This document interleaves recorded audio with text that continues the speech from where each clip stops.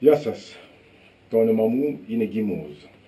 Είμαι ο πρόσωπος του κινήματος με την ονομασία Ελλάδα της Αλήθειας, που αντιπαραβάλλει τη φιλοσοφία της στα ψεύδη των άλλων κινήσεων.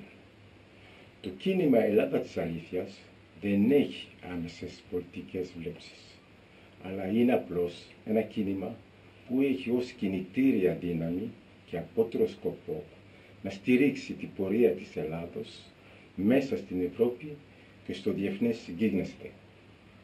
Εμείς θέλουμε διαρκώς μια Ελλάδα που να αντιμετωπίζει και να αντιμετωπίζεται ως ισότιμο μέλος της Ευρώπης και όχι σαν παριάς.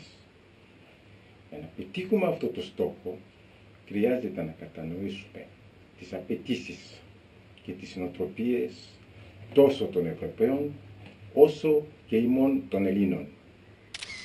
Θέλουμε μια Ελλάδα η οποία να είναι ένα σύγχρονο κοινωνικό κράτος, απαλλαγμένο από τις παθογένειες του νεποτισμού και του λαϊκισμού.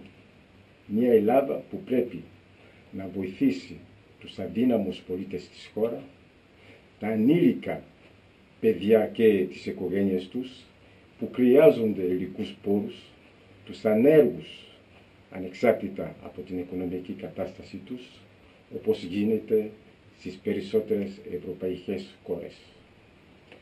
Για να πετύχουμε αυτό το στόχο και να μεταξελιχθούμε σε υγιές αστικό κράτος, πρέπει να είμαστε συνεπείς στις οικονομικές υποχρεώσεις μας προς τη χώρα μας, την Ελλάδα και την Ευρώπη.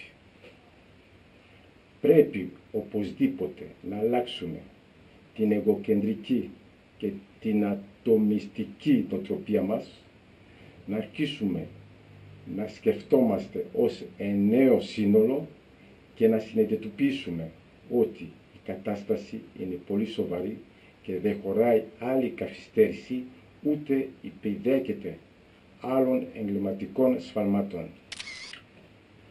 Όπως ξέρετε, έχουμε μία από τις ωραιότερες και πιο πρικισμένες χώρες στον κόσμο και μία από τις καλύτερες σε ποιότητα ζωής στον κόσμο, παρόλη τη δύσκολη οικονομική κατάσταση, και είμαστε σίγουροι ότι με λίγη προσπάθεια και ριζική αναμόρφωση των εκπαιδευτικών δομών μπορούμε να βελτιώσουμε το μέλλον μας προς το καλύτερο. Η Ελλάδα δεν ήταν ποτέ μια χώρα με αρνητικές ιδέες και στρατείες αντιπαραγωγικών μαντρινών, αλλά αντιθέτως είχε πάντα ένα λαό ευγενικό, φιλότιμο, φιλόξενο και γεμάτο συμμόνια και αλληλεγγύη, και που ακολουθεί πάντα τη φωνή της λογικής και της νυφαλιότητας. Αν αγαπάς την Ελλάδα, πρέπει να τη σέβεσαι και να τη πονάς.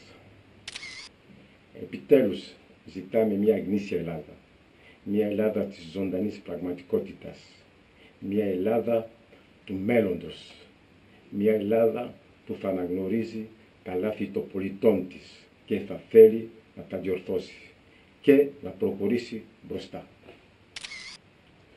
Κατόπιν όριμης σκέψης και βαθιών ζυμώσεων, το κίνημα Ελλάδα της Αλήθειας απονομεί πάλι στο κύριο Τσίπρα μια δεύτερη ευκαιρία για να ολοκληρώσει, να εκπληρώσει την ιστορική αποστολή που ξεκίνησε, αλλά αυτό δεν σημαίνει ότι το δίνουμε λευκή επιταγή.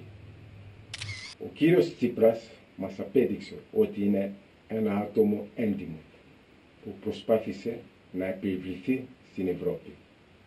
Τους απέδειξε περίτρανα ότι και εμείς είμαστε εδώ και αποφάσεις θα παίρνονται μετά από διαλογική συνεννόηση μεταξύ των εταίρων. Νομίζουμε ότι ανοίγεται μπροστά στην Ελλάδα μια νέα πορεία και ένα μέλλον λαμπερό, αρκεί βεβαίως να είμαστε ρεαλιστές με υγιή συνείδηση και απαλλαγμένο από ιδιοληψίες. Σας ευχαριστώ πάρα πολύ για το χρόνο σας.